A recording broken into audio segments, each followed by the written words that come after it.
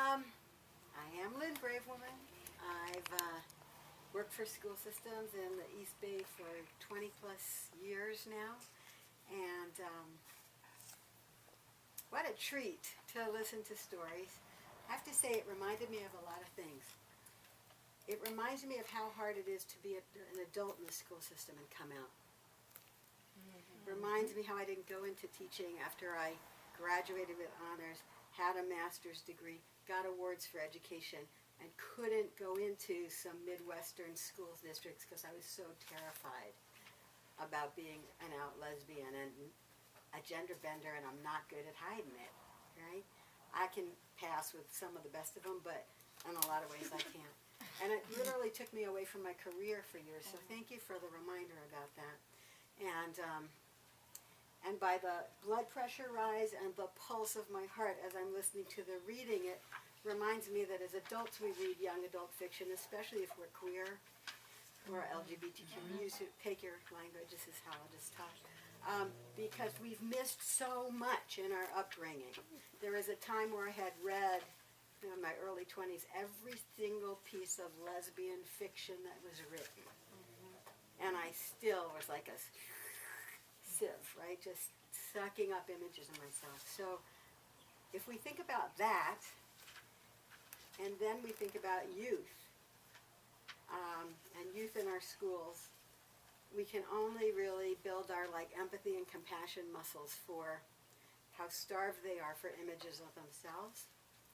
And so therefore I could just stop right there and say that's why we need books. But it's even more important than that. So probably, I'm really blessed in the work that I get to do. I get to work with anyone in the school system, from parents to counselors to teachers to administrators, working and teaching folks how to be, the trendy word is culturally competent, but it's a really serious term for meaning how are we, what is our consciousness, what's our knowledge base about understanding the culture of other people. And lesbian, gay, bisexual, transgender people are individuals, but we're also an identity group, and we're also a community, and we also have culture. And therefore, you'll understand what this means when I say what I'm going to say next, when it comes to being anti-racist educators, and educators that are fluent about the needs of multilingual children, and about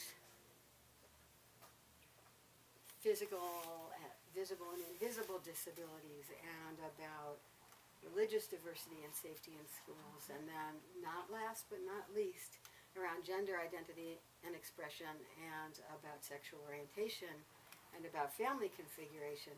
We realize that as educators we have this huge responsibility, and we all play a really important role.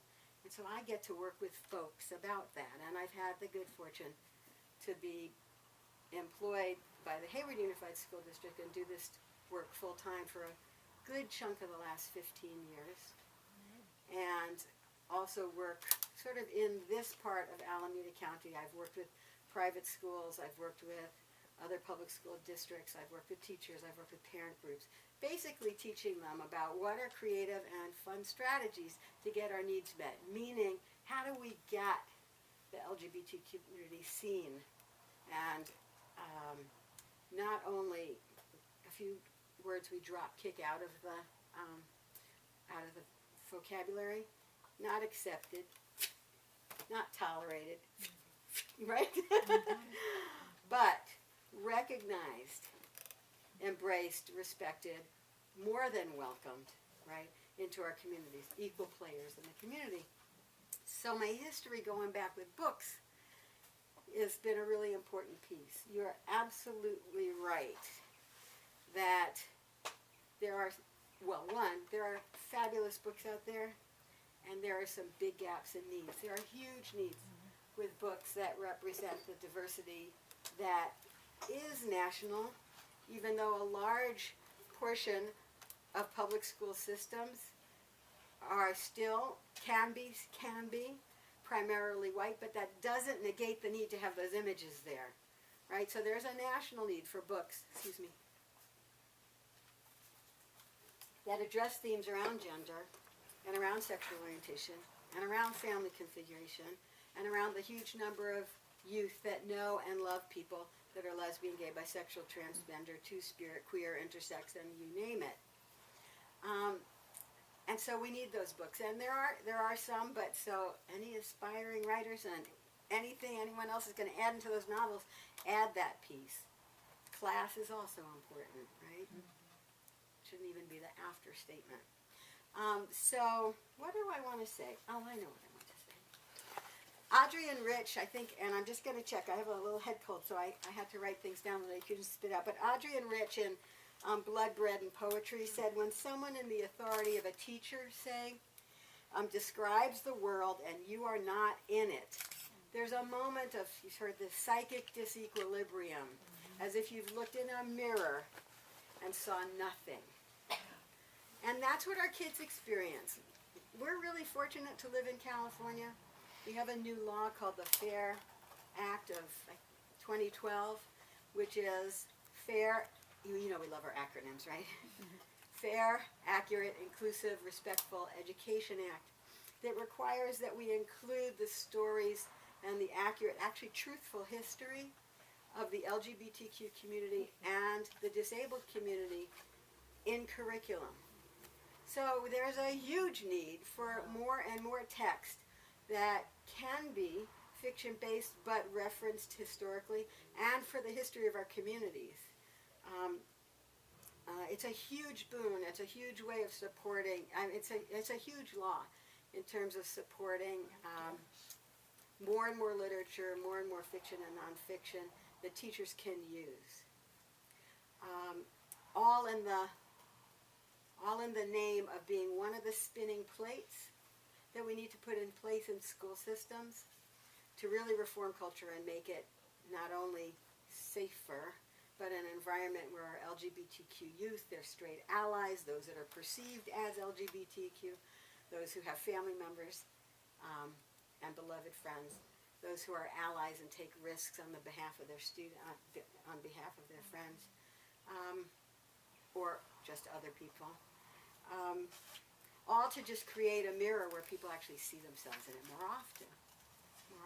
And I firmly believe that there's a powerful role that parents can play in parent groups and parent-teacher associations, that teachers can play.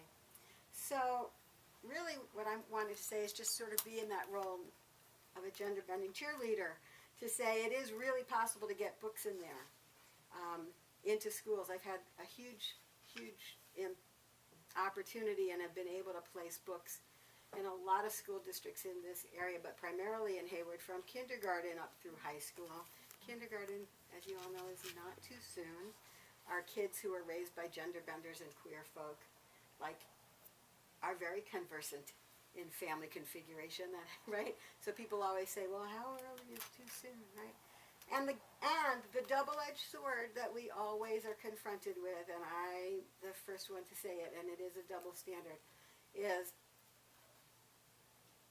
I have to read books with LGBTQ and ally characters and books about diversity at least twice to make sure I haven't missed a sexual innuendo that's just going to push the window a little, push the nerves or the buttons of someone just a little too far. And it is a double standard because one project I'm going to do soon is sit for the summer in some public school libraries and just say to the librarians, give me all the literature with straight folks in it that has sex, because I want to read it and see how far y'all go.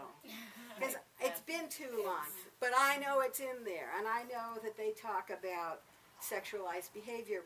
But in the politics here in California, and I know nationwide, is still, we have to, as any other oppressed group or marginalized group, we have to overachieve in our moral and ethical standards of how we present ourselves. Otherwise, we leave ourselves too vulnerable for virulent response, and often violent response. So I'm just trying to think about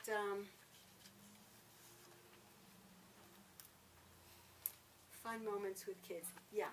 So I have had the awesome ability to have established in our district the reading of several novels in 7th and 8th grade. that have LGBTQ characters in them, and I've been mindful to include those books that also have folks of color and talk about being an ally and talk about being able to like change community and social change and all that kind of fun stuff. And so what do I hear from kids? I love these moments. If you're a teacher, you know these moments. So I'm walking and there's like 300 kids walking around, you know, and I hear some kid talking about being a stalker. Teachers aren't stalkers. We listen everywhere we can, and we still can't hear 90%. And then there's that halo zone, right? Right outside of which kids will say anything because they know exactly how far to be from you to say and get away with what they want.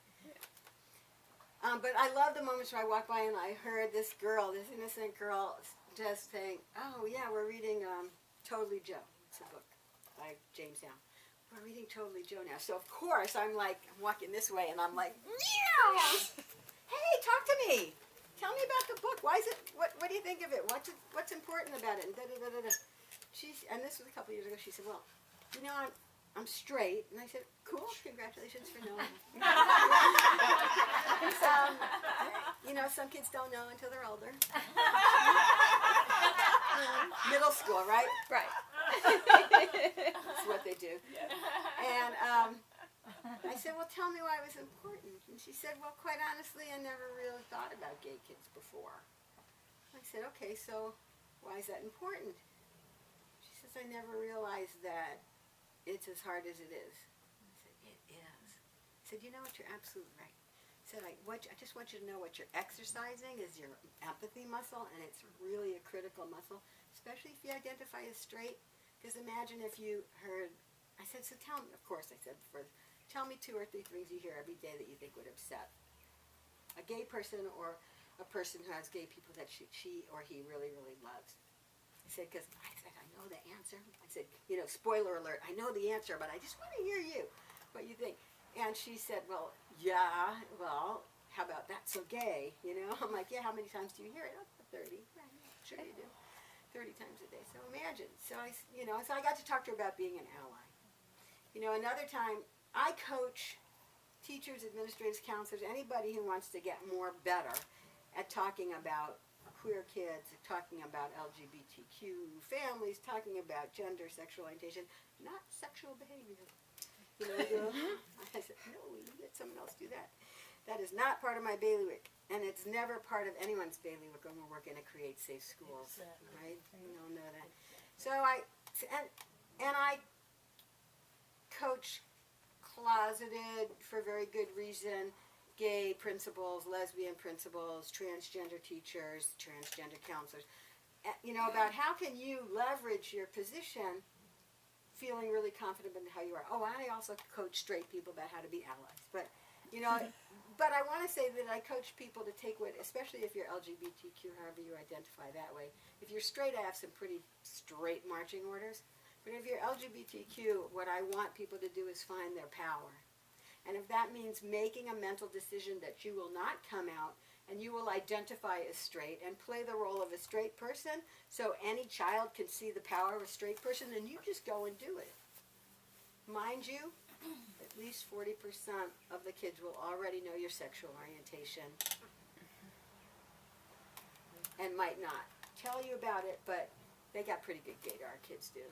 You know, or they might ask you and you need to be ready. So I was playing a straight person one day, and a student, William, came up to me, and he kind of had tears in his eyes, and he was fighting with somebody over here. So I was like, "Okay, I'll come over and talk with you guys," middle school too. And I had no idea what was going on, and he had been called faggot or some fruit cake or something combined with something racial because he's an African-American kid. And I just stopped the conversation after a while, and I said, "Could just, William, tell whoever the person you're talking to, just tell that person why that's so painful." I said, "I'll back you up. Just tell them why it's so painful." And I didn't really know the answer, but I figured it was a really good way to take the energy down a little bit. And he looked straight in the face of this kid, and he said, "I got lesbian moms." I had no idea. I taught this kid for 2 years. I had no idea.